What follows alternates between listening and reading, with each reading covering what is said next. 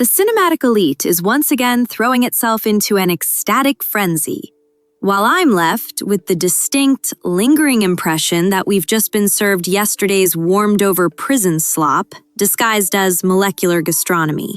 How long can we keep chewing on this dismal, self-pitying sentimentality and, with deadly seriousness, sell utter, hopeless misery to the audience?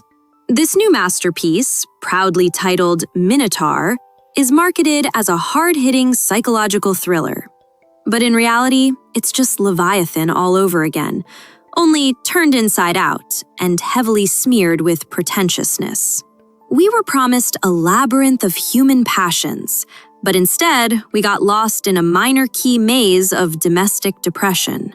The director praised to festival awards so fervently that the stamp of the Cannes jury practically bleeds through the screen.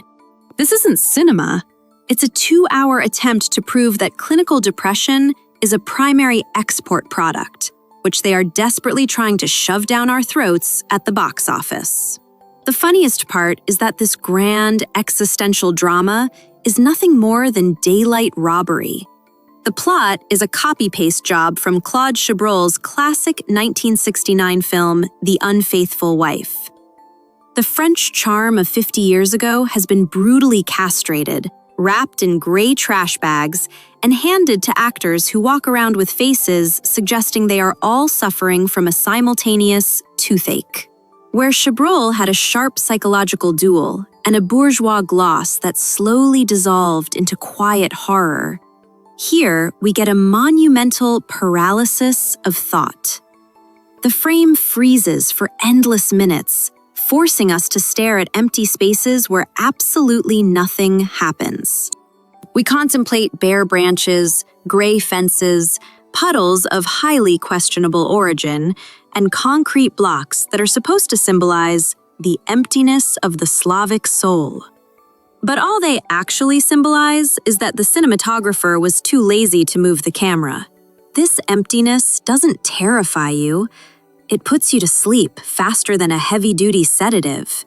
And this brings us to the greatest breakthrough of the century, a phenomenal new genre called the art of non-watching Zvyagintsev. This is truly the pinnacle of modern media consumption and a pure act of mental self-defense. As it turns out, to realize that you are looking at a swamp, you don't actually need to jump right in and measure the depth with your own body. You just need to catch the smell. And Minotaur reeks of festival opportunism from a mile away. Why waste over 2 hours of your one and only life staring at gray, miserable drivel when you can simply turn on the total ignorance mode? The payoff is exactly the same. A lingering aftertaste of gloom and sheer bewilderment as to why people pay actual money for the privilege of getting depressed to the sound of a droning cello. If you want to test this theory experimentally, here is the perfect mathematical formula for this film. Turn it on at the 15th minute, skip to the 45th, and then jump straight to the 90th. You will see 3 absolutely identical static shots. Some car driving miserably over potholes, another gloomy guy in the frame keeping a deeply profound silence, and a gray sky weeping bitterly above them. That is the whole movie. No jokes. They sell this still life to us as a symbol of eternity and a deliberate slowing of screen time meant to plunge us into an existential crisis. But in reality, the camera guy just went out to grab a coffee and forgot to turn the equipment off, while our talented director has officially spiraled into self-plagiarism and now proudly calls it his unique auteur style. To somehow reanimate this dragged-out Arthouse corpse, the author decided to spice up the runtime with jokes. And these jokes, judging by everything, were carefully borrowed from the washed-up banter of elite salons.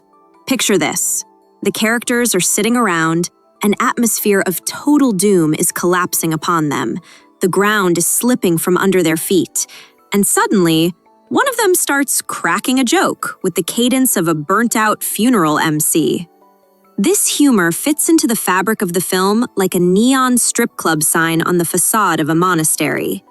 The contrast doesn't work. It just completely derails you and makes you bury your face in your hands out of sheer secondhand embarrassment. This entire bombastic soundtrack, with its depressing screeching on a single cello string, serves only one purpose: to drown out the inner voice of the miserable viewer who is screaming in panic into the darkness of the theater. But the director saved his main attraction of sheer generosity for the climax.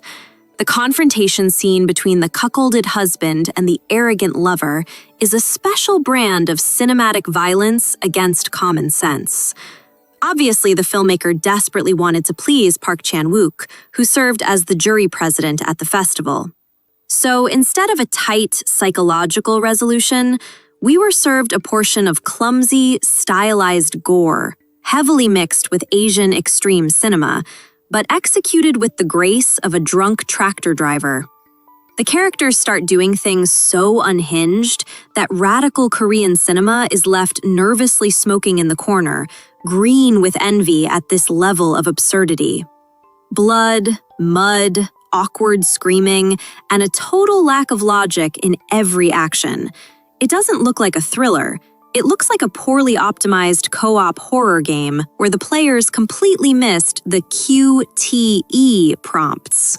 The husband and the lover roll around in the frame for so long and so clumsily that you want to personally walk onto the set and break up this circus act. All this performative brutality is there for one reason only: so that the highbrow snobs in the front row can nod their heads with deep intellectual gravity. They will sit there with stone-cold faces, faking intense mental labor as hard as they can, because they are terrified of being branded as Philistines who failed to grasp the infinite depth. Nobody wants to be the first to yell that the emperor has no clothes. In reality, we are looking at a deeply derivative, painfully predictable product, created exclusively for internal consumption within the wealthy elite circles and European film festivals. The plot twists can be guessed 40 minutes before they happen, because if a rusty nail is hanging on the wall, someone is definitely going to get scratched by it to the tune of a haunting cello chord. The director uses tricks as old as time, masquerading them as a revelation. Dragged out pans, deep sighs, characters staring into a void. The entire arsenal of an exhausted creator is deployed at full capacity. We see cinema trying to act smarter than its audience, but stumbling over its own hubris at every turn. The B-movie trash elements are hidden behind a facade of elitism, which makes them even more ridiculous. When serious dramatic actors with academic backgrounds start acting out cheap grindhouse scenes, the movie's reality completely breaks down. The audience is forced to empathize with mannequins who, instead of personalities, possess a checklist of cliches from a midlife crisis manual. The wife suffers because the script says so. The husband scowls because he embodies the harsh reality, and the lover flaunts his arrogance until he gets his designated dose of festival violence. Infotainment teaches us to look the truth in the eye. This labyrinth is completely empty, and there is no Minotaur inside it. There is only an aging producer calculating the marketing budget. The picture falls to pieces before it even begins, leaving behind nothing but a dull irritation over wasted time. They try to convince us that this is high art, accessible only to the chosen few, but beneath the smokescreen of fog and gray filters lies ordinary creative impotence. Congratulations to everyone who didn't go see this in the theater. You saved 2 hours of precious life that can be spent on genuinely good things, on normal movies, on a healthy sleep, or on staring at a crack in the wallpaper. Trust me, the crack will give you the exact same effect, but without the pretentious soundtrack and someone else's prolonged hangover. In this case, non-watching is not ignorance. It is the conscious choice of a free person who values their mental health and refuses to applaud a blatant scam.